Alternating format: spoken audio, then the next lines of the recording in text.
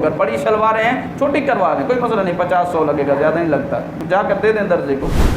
ایک اور چیز لباس کے باب میں بہت اہمیت کی حامل ہے۔ حضور علیہ الصلوۃ والسلام نے تکبر کی وجہ سے کپڑوں کو ٹخنوں کے نیچے رکھنے سے منع کیا ہے۔ اس پر بڑی خاص توجہ کی ضرورت ہے، سخت وعیدیں اس پر موجود ہیں۔ میں ایک حدیث پاک آپ کو سناتا ہوں، اس میں یہ مسلم شریف کی حدیث پاک ہے۔ حضور نے ارشاد میں ثلاثۃ، 3 اشخاص ایسے ہیں، لا یکلمہم اللہ یوم القیامۃ ولا ینظر الیہم ولا یزکیہم، نہ اللہ قیامت کے دن ان سے کلام فرمائے گا، نہ ان کی طرف نظر رحمت سے دیکھے گا، ولا یزکیہم، نہ ہی انہیں پاک فرمائے گا، ولہم عذاب علیم، ان کے لیے دردناک عذاب ہے۔ اتنی سخت وعید حضور نے ارشاد میں قال فقرأها رسول اللہ صلی اللہ علیہ وسلم 3 مرات، صحابی فرماتے ہیں حضور نے یہ کلمات 3 بار دہرائے۔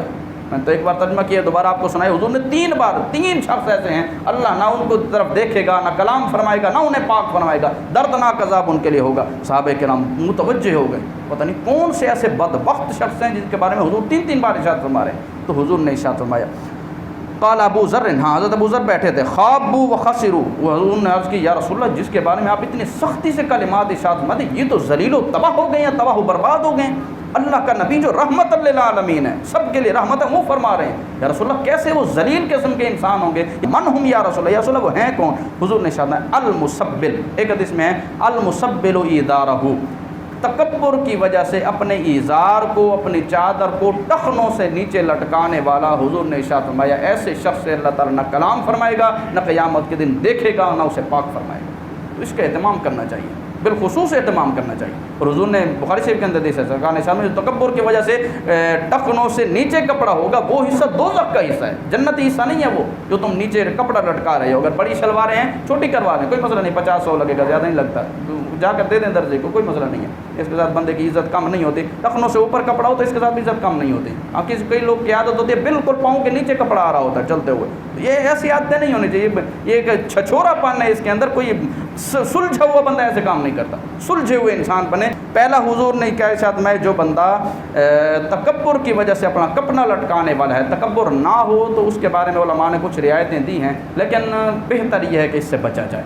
کچھ حدیث سے یہ چیزیں ثابت ہوتی ہیں کہ تکبر نہ ہو تو کسی اعتبار سے گنجائش ہے، خود بخود نیچے کپڑا سرک جائے تو اس کے اعتبار سے کچھ رعایت ہے، لیکن اس سے بچنا چاہیے جب اتنی سخت وعید آ گئی۔ دوسرا حضور نے ارشاد میں والمنان، احسان کر کے جتلانے والا اللہ کو اتنا ناپسند ہے کہ قیامت کے دن اللہ اس کی طرف نگاہ رحمت سے دیکھے گا ہی نہیں، ایسا ناپسند ہے۔ احسان کیا ہے اللہ کے لیے احسان کریں، لوگوں کے لیے نہیں، لوگوں کے جتلانے کے لیے او میں نے تجھ پر احسان کیا تھا تو اللہ سے بدلہ لینا ہے، اللہ ثواب دینے والا ہے، لوگوں سے احسان جتا کے کیا تم نے حاصل کرنا ہے۔ حضور نے ارشاد میں احسان کر کے جو جتلانے والا ہے اللہ کو یہ بھی ناپسند ہے۔ آگے ارشاد میں والمنفق سلعتہ بالحلف الکاذب، حضور نے ارشاد فرمایا جھوٹی قسمیں کھا کر اپنا سودا بیچنے والا، اللہ کی قسم بالکل ٹھیک ہے یہ چیز لے جاؤ، قسم کھا کر قسم سے یہ بات ٹھیک ہے بالکل ٹھیک ہے، کپڑا ہو جو کوئی بھی چیز ہو، کھانے پینے کی چیز ہو، قسم اٹھانی اور پھر چیز غلط دینی، اللہ کے نام پر جو دھوکہ دے رہا ہے، حضور نے ارشاد میں ایسے شخص کی طرف اللہ قیامت کے دن نگاہ کرم بھی نہیں فرمائے گا اور اللہ تعالیٰ ایسے شخص کو پاک بھی نہیں فرمائے گا۔ تو کپڑوں کے باب میں ان چیزوں کا ہمیں خاص خیال رکھنا چاہیے۔